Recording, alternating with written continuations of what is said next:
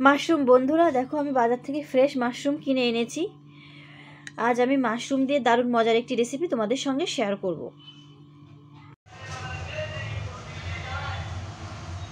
মাশরুমগুলো এখন ধুয়ে নেব। যদিও মাশরুমগুলো একদম ক্লিন আছে, তবুও মাশরুমগুলো আমি একটু অন্যভাবে ধুয়ে নেব, যাতে এর উপরে যদি কোনো নোংরা থাকে তাহলে বেরিয়ে যায়। মাশরুম ধোয়ার জন্য আমি এখানে গমের আটা নিয়ে নিয়েছি। গমের আটাগুলো ভালোভাবে এভাবে মাশরুমের গায়ে লাগিয়ে এভাবে করে মাশরুমে যদি কোনো নোংরা থাকে তাহলে পরিষ্কার করে নিতে হবে।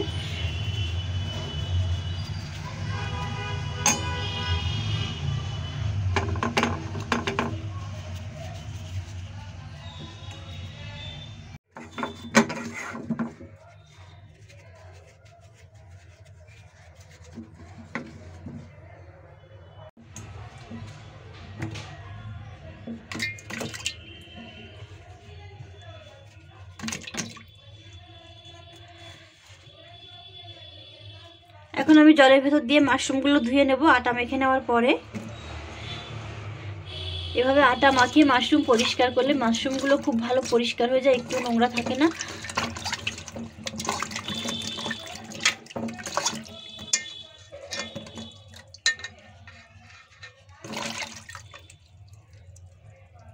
বন্ধুরা দেখতে পাচ্ছ তোমরা মাশরুমটা কত ভালো পরিষ্কার হয়েছে, কোনো কালো দাগ বা নোংরাতে কিন্তু লেগে নেই।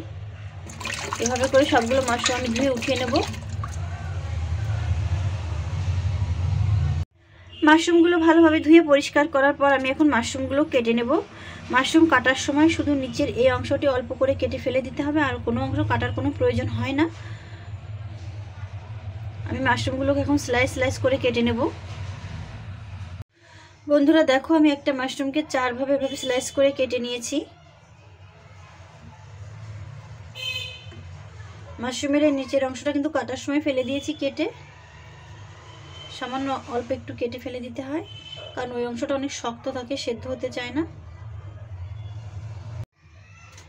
এখন আমি মাশরুমগুলোর মধ্যে দিয়ে দিচ্ছি মিট মশলা। আমি একটু ম্যারিনেট করে রেখে দেবো কিছুক্ষণের জন্য। তোমরা চাইলে সবজি মশলা দিয়ে ম্যারিনেট করে রাখতে পারো।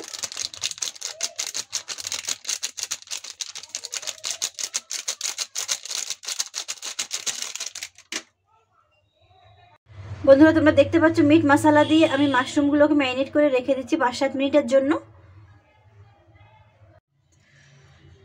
মাশরুমের গ্রেভি তৈরি করার জন্য আমি এখানে নিয়ে নিয়েছি 2টো পেঁয়াজ, রসুন, 4টে কাঁচা লঙ্কা, 3টে টমেটো, আদা কুচি। এখন আমি পেঁয়াজ, রসুন, কাঁচা লঙ্কা আর টমেটো একটু সেদ্ধ করে নেব। কুকারে দিয়ে আমি সিদ্ধ করে নেব 2 সিটি দিয়ে। গরম তেলের মধ্যে এখন আমি মাশরুমগুলো দিয়ে দেব। মাশরুমগুলো আমি একটু ফ্রাই করে নেব।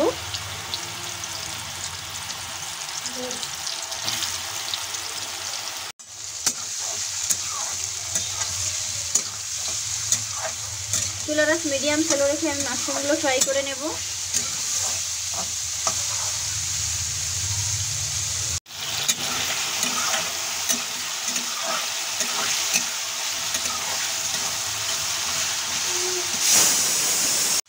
মাশরুমগুলো আমি ফ্রাই করে নিয়েছি।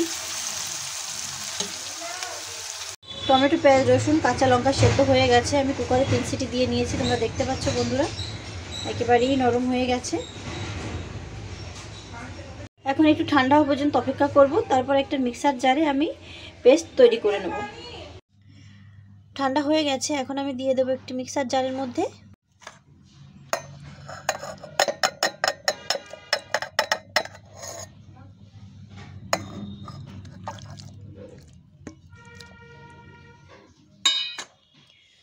ব্লেন্ড করে নেব।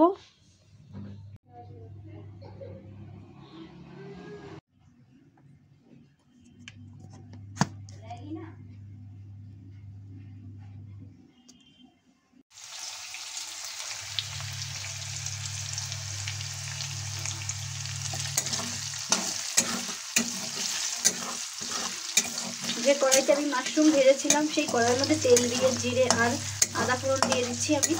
এখানে আমি কুচি করে কেটে রাখা আদা দিয়ে দিয়েছি, তোমরা চাইলে আদা পেস্টও দিতে পারো।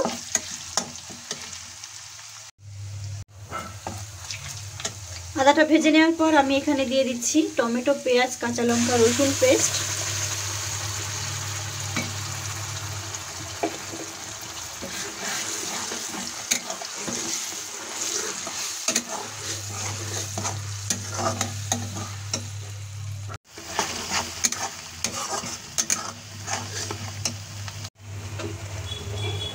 দিয়ে দিচ্ছি স্বাদ অনুযায়ী নুন বা লবণ,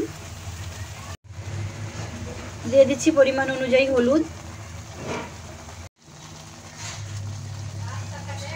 দিয়ে দিচ্ছি কাশ্মীরি রেড চিলি পাউডার সুন্দর একটা কালার করার জন্য, দিয়ে দিচ্ছি ধনিয়া পাউডার 1 চা চামচ। সবগুলো মশলা দেওয়া হয়ে গেছে, এখন আমি মশলাটা ভালোভাবে ফ্রাই করে নেব। দিয়ে দেবো সামান্য চিনি, তোমরা চাইলে চিনিটা স্কিপ করতে পারো, আমি স্বাদটা বাড়ানোর জন্য দিয়ে দিচ্ছি হালকা চিনি। এতে কিন্তু কোনো মিষ্টি ভাব হবে না, কিন্তু স্বাদটা অনেক গুণে বেড়ে যাবে।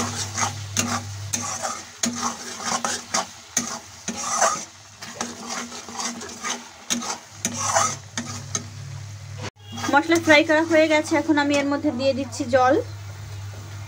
মশলা ফ্রাই হয়ে গেছে, এখন আমি এর মধ্যে দিয়ে দিচ্ছি ভেজে রাখা মাশরুম।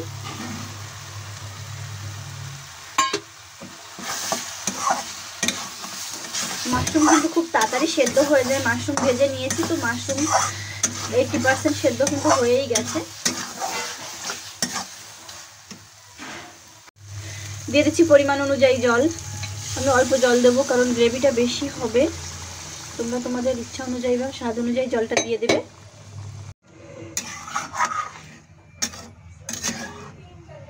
এখন আমি মাশরুমটাকে রান্না করে নেব।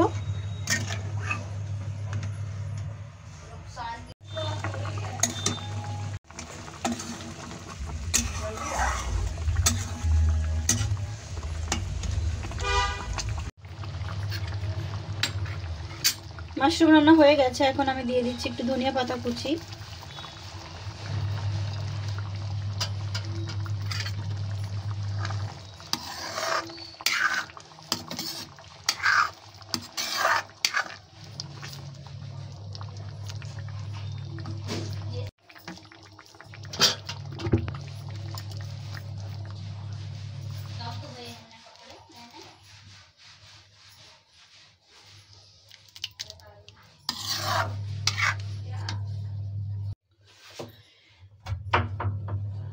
মাশরুম সার্ভ করার জন্য একেবারেই রেডি বন্ধুরা। এই মাশরুম ভাত, রুটি, পরোটার সঙ্গে অত্যন্ত সুস্বাদু হয়, দারুণ মজা হয় খেতে। বন্ধুরা তোমরাও বাড়িতে অবশ্যই চেষ্টা করবে, শীতকালে অনেক বেশি মাশরুম পাওয়া যায় বাজারে, একদম ফ্রেশ পরিষ্কার মাশরুম।